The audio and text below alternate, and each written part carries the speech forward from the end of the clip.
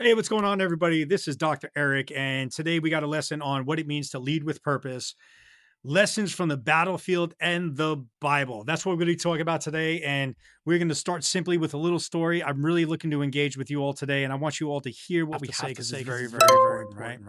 Look, in the heart of a rugged deployment, under the scorching sun and the relentless demands of a mission, a squad leader is faced with a critical challenge.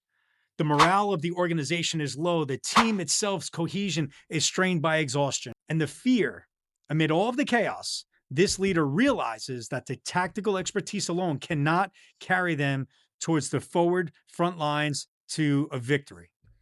And it requires something a little bit deeper than a lot of people are willing to accept: the resilience of a leader anchored in the purpose of unwavering principles. Now, this scenario itself mirrors leadership that we see in challenges faced by Joshua in the Bible.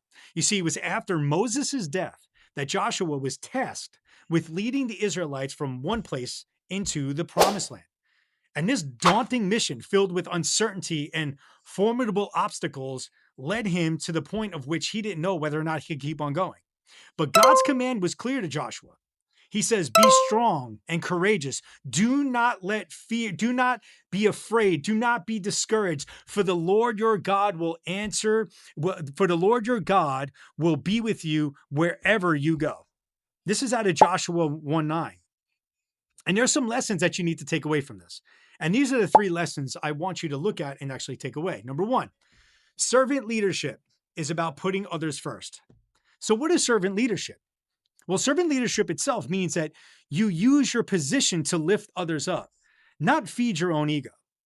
You see, authority becomes responsibility. You measure leadership by how well your people are cared for, equipped, and protected. So, why does this matter? Well, people don't follow titles long term, they follow trust. And when a leader consistently puts the team first, loyalty itself will grow, morale will rise, and the mission itself gets stronger. So, how it shows up in each and every person. This is a practical expansion of what servant leadership looks like.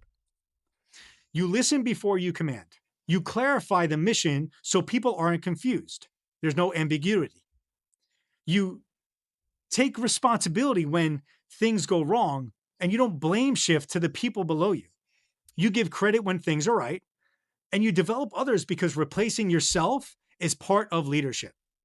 And here's a biblical connection. If you ever look at Mark 10:45, it tells us that the Son of Man did not come to serve, but to serve, right? Again, it says, Mark 10:45, the Son of Man did not come to be served, but to serve. Jesus makes a service the definition of greatness. In leadership terms, the higher you go, the more you carry.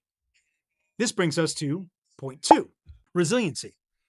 You see, resilience itself stands firm amid all trials. So, what is resilience? Well, resilience is the ability to stay steady under pressure and keep moving forward even when it's hard. It's not pretending itself that you're fine, it's refusing to quit. So, why does this matter in leadership and on the battlefield? Well, every single leader gets tested, not if, but when. Trials will reveal your habits, your faith, your emotional control, and your endurance. And it shows up practically through this process. Resilience shows up when you don't panic when the plans change. Resiliency shows up when you recover quickly after a setback. You learn, you adjust, and you re engage moving forward. You stay disciplined when motivation falls. You keep your standards even when you're tired, and you build a support system even before the crisis itself hits. And we see all of this happening in Romans 5:3-5. It tells us that suffering produces perseverance, character, and character, hope. God uses pressure like training each and every single time that we engage. It forms our endurance, then maturity, and then the confidence that helps build hope in us to continue moving forward.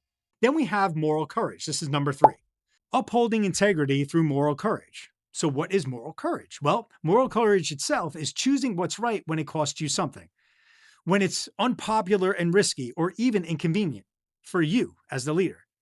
It's integrity itself under pressure. So, why does this matter? Well, skills can get you so far, skills can get you promoted, but the character that you walk with each and every single day builds trust.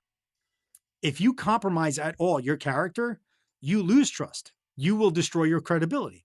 you will damage the people that you walk with, and it will derail the mission eventually. How this shows up practically? Well, you tell the truth even when it makes you yourself look bad. You refuse the shortcuts that violate your values. You confront issues early instead of letting them rot to the depths of the sea. You protect people from toxic behavior, even if the person is influential. And you live the same in private as you do in public. We see this in Daniel as well. Daniel's example is powerful because his integrity was settled before the crisis. He didn't decide in the lion's den that he was going to be powerful. He decided long ago when he was praying at the window, even when he was told not to pray. You see, there's practical applications that we could take each and every day, especially right now as you're engaging with leadership, maybe for the first time. You need to be able to take these practical applications and apply them to your life. Number one, you should always self reflect. You see, when you regularly look at yourself and your leadership motivations, you are leading to serve others.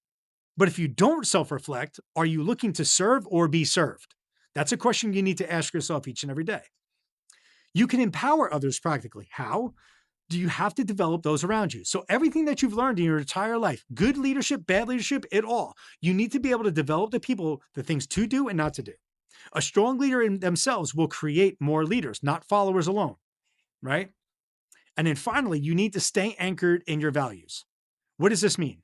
This simply means this: in moments of pressure, you need to return to the core of your values and your faith. This grounding itself fosters consistency and ethical decision making. So, what does this all mean for us? This means that the legacy that you're trying to build as a leader needs to be purposeful in the leadership that you provide. Whether it be on the battlefield, in a boardroom, or even in your community, no matter where it is, whether it be in person or on social media, your leadership is a sacred responsibility. You see, Joshua's courage that you saw is coupled with the lessons from military service, and it reveals that the most effective leaders are those who lead with purpose, those who are guided by faith, and those who are committed to serve.